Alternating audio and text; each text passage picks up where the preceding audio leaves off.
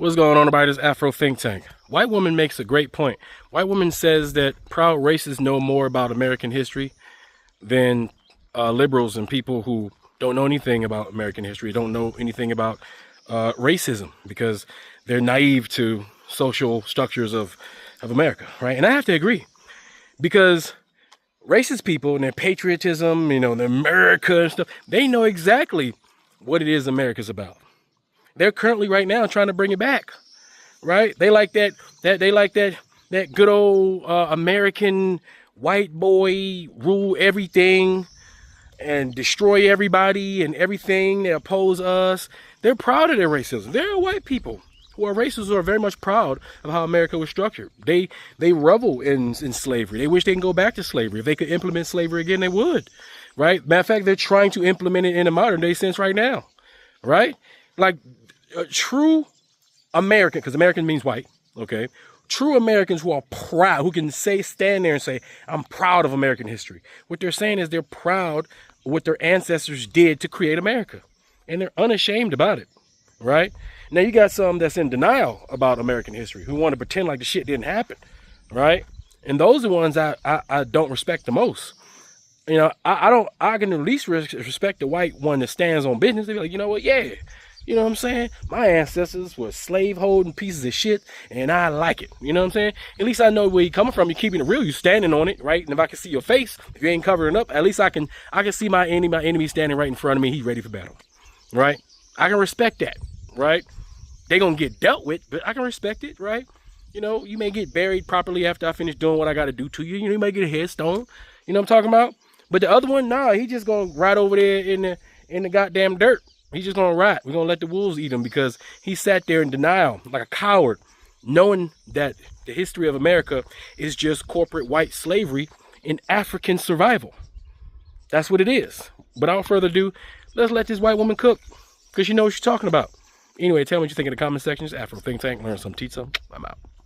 The people in this country who are proud racists, who are thinking back to times of the Confederacy and segregation with fondness and the idea that that is America, those people have a better understanding of American history than the liberals sitting around saying this is not who we are. And I know you're not gonna like that, but it's really fucking smart. And I can say that because I'm not the person who said it. One of my friends said it at dinner and I was like, oh, to sit in a country that exists because of the mass murder of the people that already lived on this land, the relocation of the people who survived, the trafficking of human beings based off the color of their skin from another continent to this country where then they were forcibly enslaved and all of the capital that came out of their labor was taken by a couple of members of the elite class, a practice that has many analogs to this day, because when the practice of slavery was abolished, there were carve-outs for labor in prisons that is technically supposed to only be following the conviction of a crime. Not that that makes it so much better, but in practice is used for people in immigration detention right now, is used for people who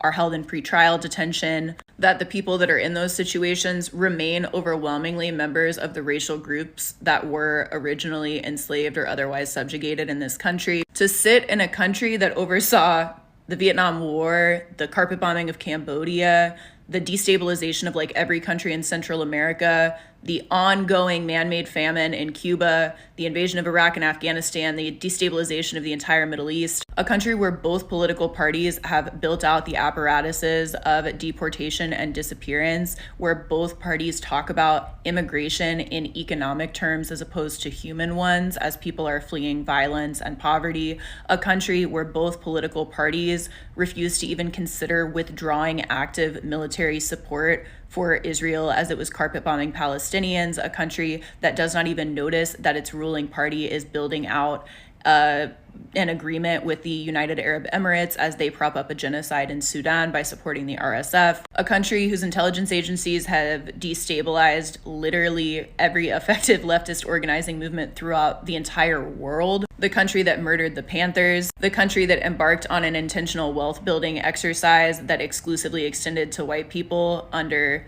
the GI Bill, the Fair Housing Act, the country of the Patriot Act, the country that responded to 9/11 by killing 1 million people. To look at that and say that this is not who we are, as opposed to acknowledging that we need to be very different and better, it's so counterproductive. It's like being in a relationship and you like raise an issue with someone and they just completely ignore what you're saying and buy you flowers instead. And then you think the problems are going to get solved because the flowers were bought. That's not how it works. Like, you actually have to look at and talk about things. And the people who are like, no, the American tradition is racism, they are closer to understanding this country than the people who pretend it is not. Free Sudan! Boycott diamonds and gold! Free Sudan!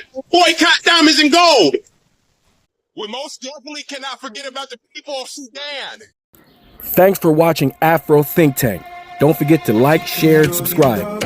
And follow me on Substack and Patreon for more content. Remember, it's Pan-Africanism or nothing.